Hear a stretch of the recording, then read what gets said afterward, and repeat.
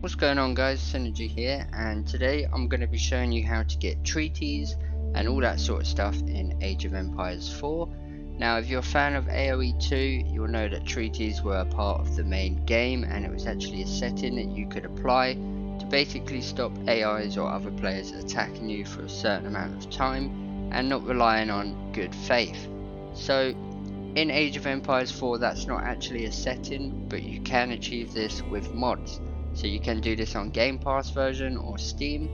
I am currently on the Game Pass version. So all you've got to do on your main menu here is you'll see this mods tab at the top, and if you click on that and go to all mods, you can actually just type in treaty and it will come up. So what you want to do is there'll be two different ones here. One's only showing up for me because I've already got one downloaded. But you literally just click on it and yours will say subscribe up here. So you hit subscribe and it will do 10-second download of this mod.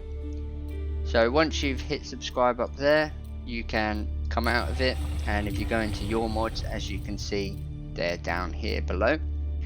So all you've got to do to actually get this working is, if you go into a multiplayer game or a single player game, doesn't really matter, hit custom, create game. Now bear in mind, if you want friends to join you, they're gonna have to get this mod as well, so to even join the game, so bear that in mind. And then you just go to game setup. You can change your tuning pack to 300 population capacity. This will show up once you've hit that subscribe button on that mod. And then over here it says standard, so you want to change that to advanced game settings. So once you've changed that, you'll see it looks like this, and there's actually a little scroll down. So if you scroll down now, you've got all these different options that you can go through. The treaty is here on the right, and you can go up to 60 minutes like you could on Age of Empires 2.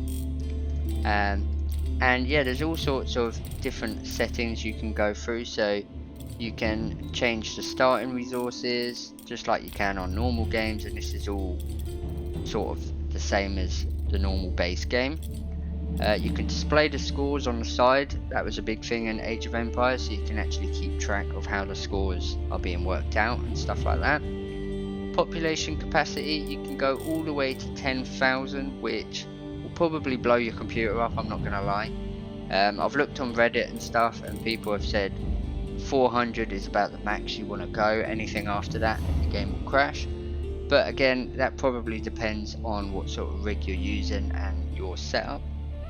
But again, just play around with it and see what population works for you. You can always just stick with the default of the game at 200. But there's also other things you can do. So you can enable markets in Age 1. If that's your thing and you like trading, you can go ahead and do that.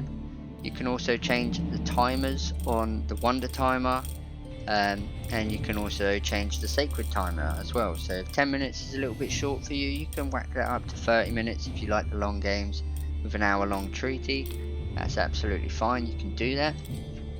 This also allows you to spawn a king. So each player would get a king. When the king dies, you lose the game. So it takes away that landmark sacred wonder victories sort of thing and replaces it with a king. So it's sort of like Regicide from Age of Empires 2 essentially. Also you can spawn a keep next to each town centre, so when you all spawn in a game, everybody will get their own keep spawned right next to the town centre. And you know, if that's your thing, you like being a bit safer without the treaty, then you can go ahead and do that.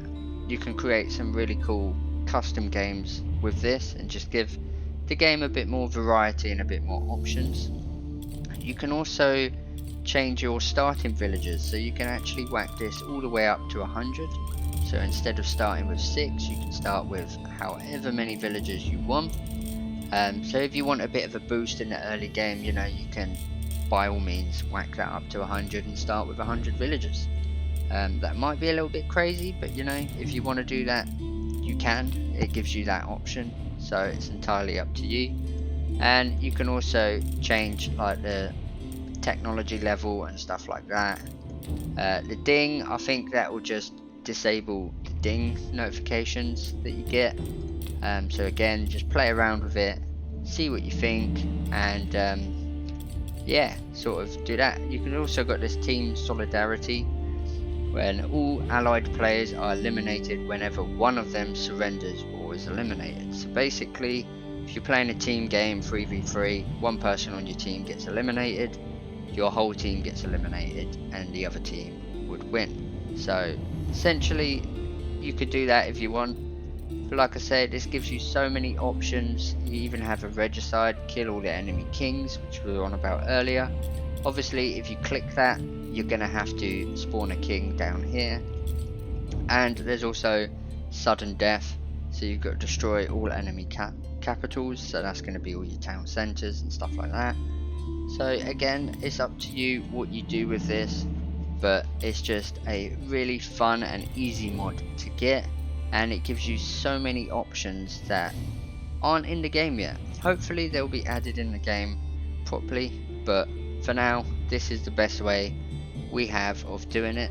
And make sure you go and rate the mod as well, just to help the mod creator out. And yeah, you can go to this website if you get stuck with any of the settings, and I'm sure that will help you out as well. But that's going to be it for today, just a quick little video explaining that. So I hope you guys enjoyed the video, and I hope it helped you out. If it did, drop a like on the video and make sure you hit that subscribe button so you never miss out any content by yours truly. And with that, thanks for watching, and we'll see you in the next one. Bye bye.